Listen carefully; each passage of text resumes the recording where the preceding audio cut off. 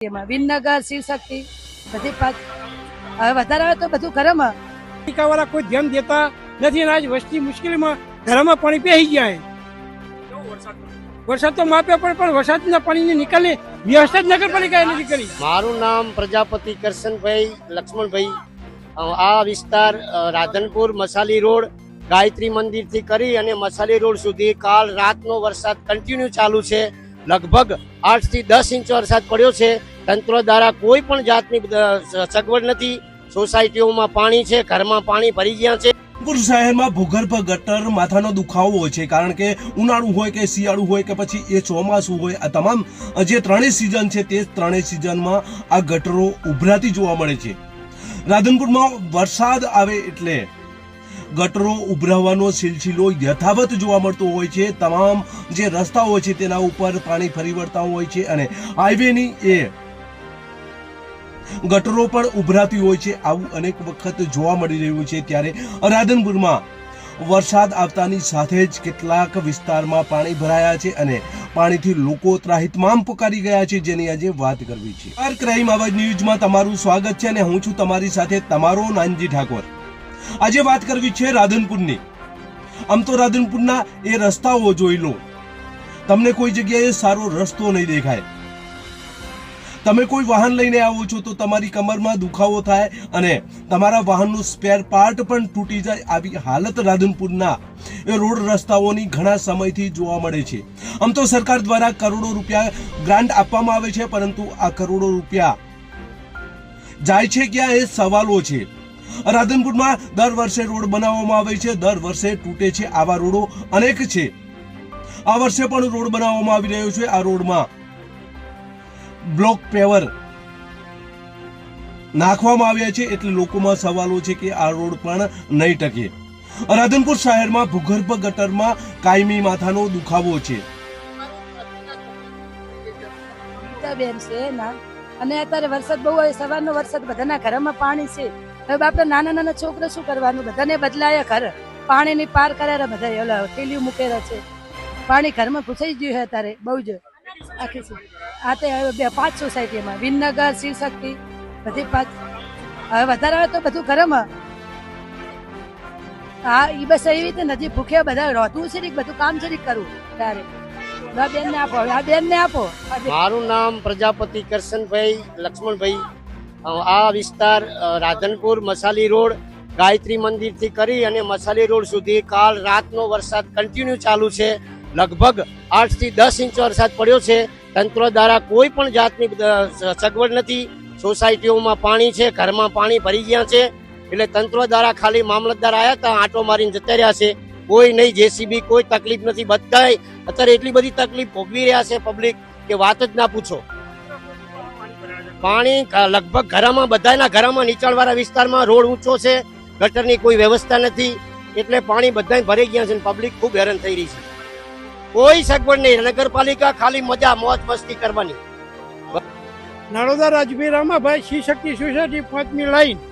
આ નગરપાલિકાએ ગટરની વ્યવસ્થા સફાઈ કરી નથી, એટલે પાણી અંદર પેટે. જો ગટર હજુ સાફ કરવામાં આવે તો પાણીનો નિકાલ થઈ શકે એમ છે, પણ નગરપાલિકાવાળા કોઈ ધ્યાન દેતા નથી અને આજ વસ્તી મુશ્કેલીમાં ઘરમાં પાણી પહેરી ગયા વરસાદ તો માપે પણ વરસાદના પાણીની નિકાલની વ્યવસ્થા જ નગરપાલિકાએ નથી કરી.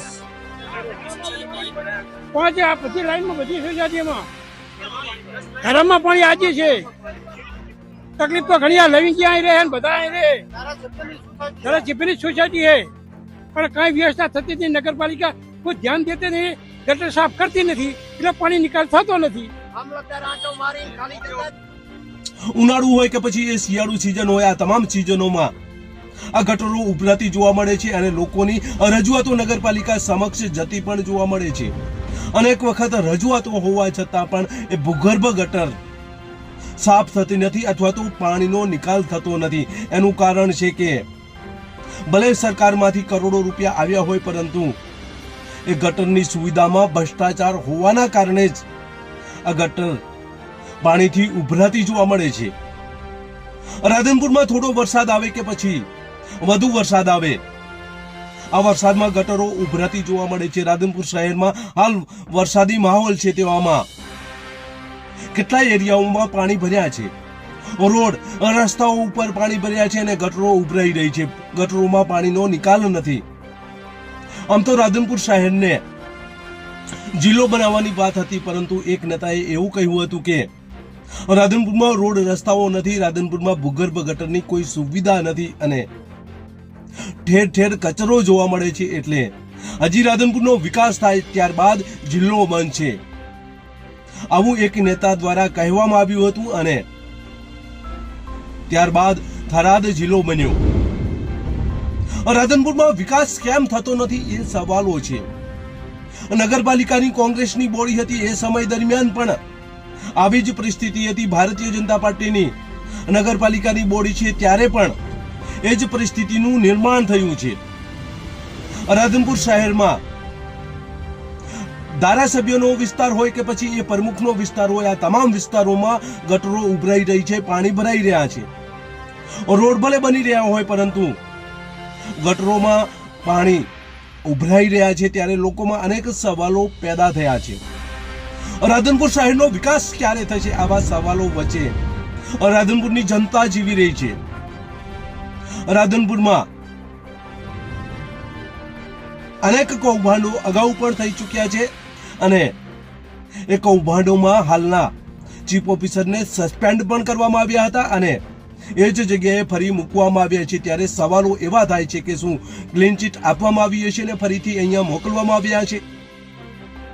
રાધનપુર નગરપાલિકા ચીફ ઓફિસર અહીંયા આવ્યા બાદ ભ્રષ્ટાચારની અનેક ચર્ચાઓ જોવા મળી રહી છે, ત્યારે રોડ રસ્તાઓ બની રહ્યા છે. જોઈએ આવનાર સમયમાં આ રોડ રસ્તાઓ કેવા બને છે કે પછી આવનાર સમયમાં પણ એક વખત રોડ બન્યા પછી બીજા વર્ષે ફરી રોડ બનાવવામાં આવે, સરકારના પૈસા જાય, લોકોના ટેક્સના પૈસા જાય અને આ લોકો જલસા કરે.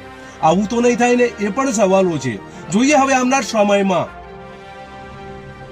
રોડ રસ્તાઓ કેવા મજબૂત બને છે અને નાખેલ ગટરમાં પાણીનો નિકાલ થાય છે કે નહીં, એ તો આવનાર સમય બતાવશે. પરંતુ હાલ તો ગટરો ઉભરાઈ રહી છે ત્યારે અનેક સવાલો ઊભા થયા છે. બસ એ જ. જો તમે અમારી ચેનલમાં નવા છો અને આવા જ લેટેસ્ટ ન્યૂઝ જોવા માંગો છો તો અમારી ચેનલને અત્યારે સબસ્ક્રાઇબ કરો, જેથી આવનાર લેટેસ્ટ ન્યૂઝ તમારા સુધી પહોંચી શકે. નમસ્કાર.